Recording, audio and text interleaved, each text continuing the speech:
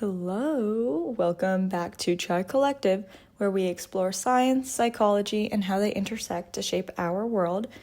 And in today's 5th episode, I present to you Illusory Yesterdays, and we will be diving into the psychology of déjà vu.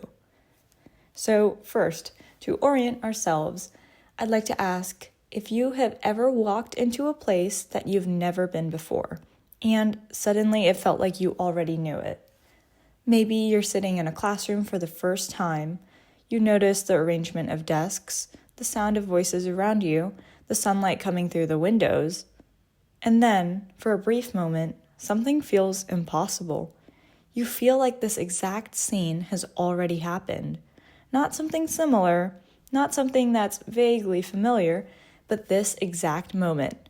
The same conversation, the same expressions, and the same exact feeling. It almost feels like your mind has reached into the future and pulled back a memory. And that strange sensation has a name, déjà vu. French for already seen, déjà vu is one of the most fascinating experiences of human consciousness. It's mysterious enough that throughout history, people have interpreted it in countless ways. Some have viewed it as a sign of past lives, intuition, or even glimpses into a whole nother timeline. But psychology asks a different question. Instead of asking, have we experienced this moment before, psychologists instead ask, why does our brain create the feeling that we have?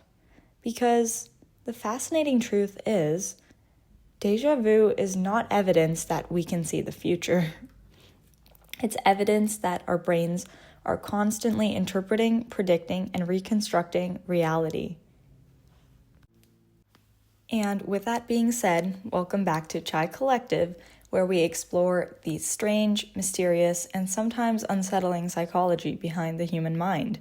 Today, we will be looking into déjà vu and looking into how memory creates familiarity and why our brains sometimes confuse the present with the past, and what this strange phenomenon reveals about consciousness itself.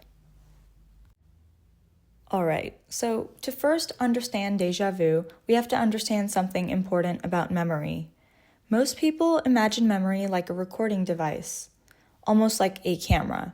Something happens, the brain captures it, stores it, and later we replay it exactly as it happened. But science and psychology has shown us that memory does in fact not work this way. Memory is not a perfect recording, but rather it's a reconstruction. Every time that we remember something, our brain rebuilds that experience using fragments of information. Sensory information, sights, emotions, meanings, and associations. This is why memory can be incredibly powerful, but also surprisingly vulnerable. Two people can experience the exact same event and walk away with different memories. And someone can remember a conversation differently from the person they were speaking with. Someone can feel completely certain about a memory that is completely inaccurate. The brain is simply not storing the past. It's constantly organizing information and reconstructing our interpretation of reality. And sometimes that system creates an unusual experience, which is the feeling of remembering something that is happening right now. One of the most important psychological concepts connected to déjà vu is the difference between familiarity and recollection. Those two processes may seem similar, but they are actually separate parts of memory. Recollection is when we consciously retrieve a specific memory. For example, if someone asks you about your first day of high school, you might remember walking onto campus, seeing your schedule, meeting your teachers, or feeling nervous. You're not just recognizing the idea of that day, you are mentally traveling back to a specific event. That is recollection. Now, familiarity, on the other hand, is different. Familiarity is a feeling. It's the sense that I know this, but you can't explain why. For example, you might see a person at the store and feel like you recognize them, but you cannot remember where you know them from. That feeling comes before the explanation. Déjà vu appears to involve the same process. Your brain produces a strong sense of familiarity, but there is no clear memory attached to it. It's almost like your brain is sending a notification that says, "This has happened before." But when you open the notification and search your memories, there's nothing there. The feeling exists without the evidence, and that gap is what creates the mystery. One of the leading researchers who has studied déjà vu is psychologist Alan S. Brown, who reviewed decades of research on the phenomenon. Brown argued that déjà vu is most likely connected to ordinary memory processes rather than anything supernatural. One explanation he discusses is called dual processing. The idea is that different systems in the brain may process the same experience slightly differently. Imagine walking into a bookstore you have never visited. Your brain immediately begins processing hundreds of details: the smell of paper, the arrangement of shelves, the lighting, the sound of people talking, the emotional feeling of the environment. And maybe without realizing it, the bookstore resembles one you visited years ago. Perhaps the layout is similar, and perhaps the atmosphere reminds you of a childhood memory. Your brain detects these similarities automatically, but your conscious mind does not retrieve the original memory. Instead, you're left with a strange feeling. I have been here before. Your brain recognizes a pattern, but it can't explain the source. Another possible explanation involves the timing of information processing. Our brains process enormous amounts of sensory information every second. We see, hear, feel, and interpret the world almost instantly. However, these processes are not perfectly synchronized. Researchers have proposed that déjà vu may occur when there is a slight mismatch in how information is processed, causing the brain to interpret the present experience as a past memory. Think about an echo. You hear a sound. Then, moments later, you hear the reflection of that sound. It's the same information, but because of timing, your brain experiences it differently. Déjà vu may involve a similar confusion between something being experienced now and something being remembered.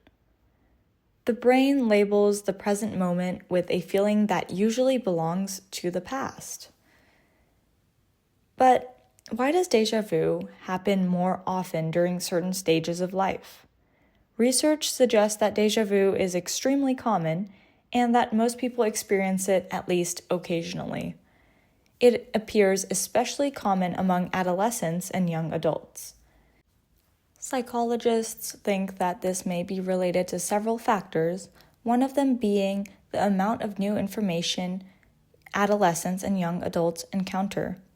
Think about a teenager or a young adult. Their life is filled with unfamiliar situations, new classes, new relationships, new environments, and new responsibilities. Your brain is constantly comparing new experiences with stored memories. And the more information your brain processes, the more opportunities there are for similarities to appear. A new experience may accidentally activate an older memory network, creating that strange sense of recognition. Some studies have also found connections between déjà vu and factors like fatigue, stress, and divided attention. And again, this does not mean that being tired directly causes déjà vu. Instead, it suggests that our mental state influences how accurately our brains process and organize information. When we are exhausted or overwhelmed, our attention and memory systems may operate differently. And because perception is not just about what is happening around us, it is also about what is happening inside our own minds.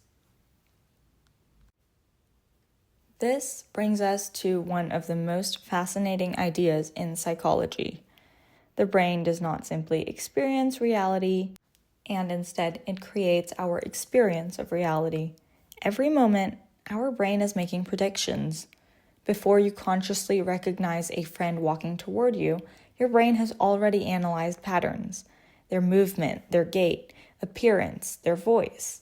And before you understand a sentence, your brain is already predicting what words might come next.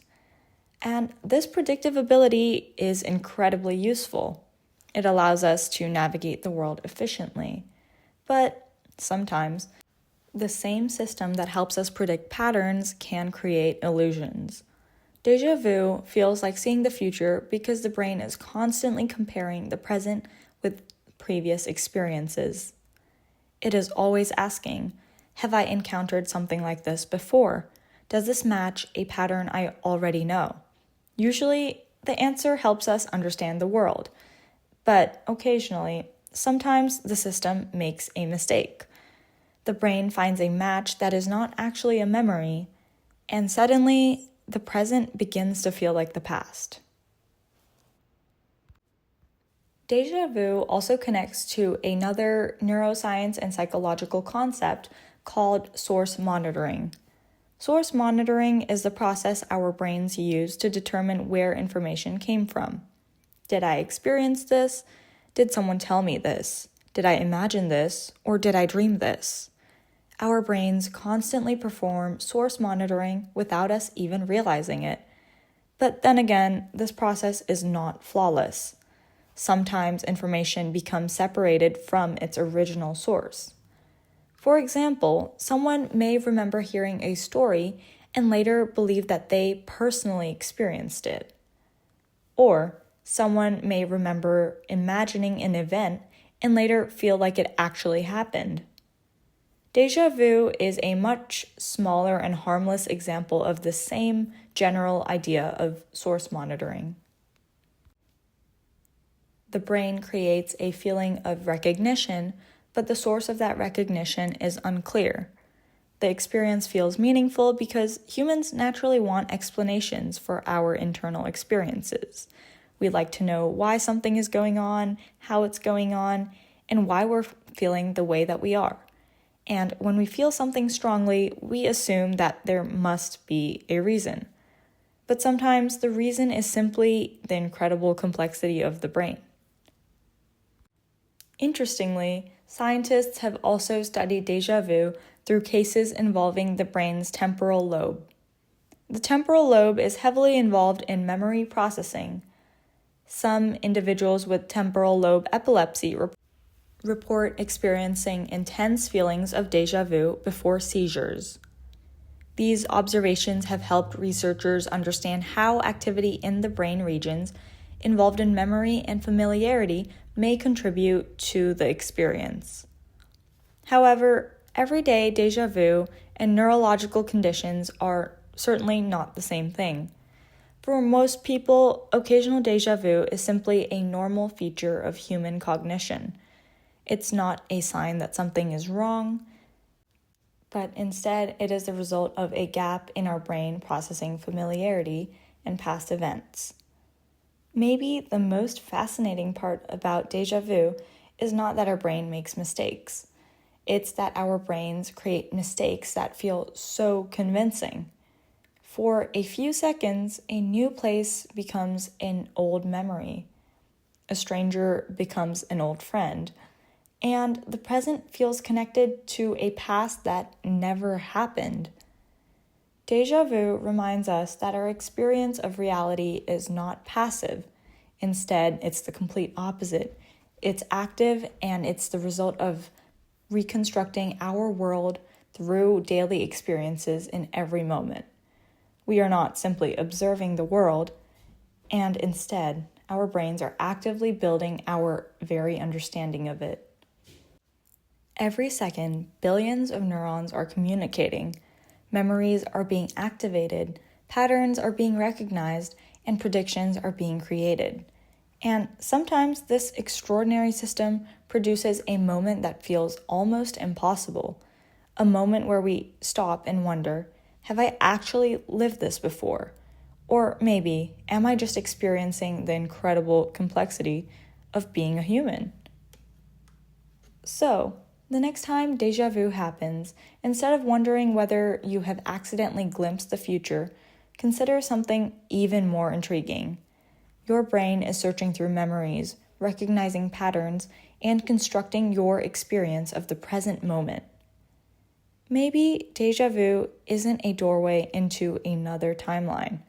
Maybe it's a reminder that the most mysterious place we can explore has always been inside our own minds. Thank you for joining me today on Chai Collective, and until the next time, take care.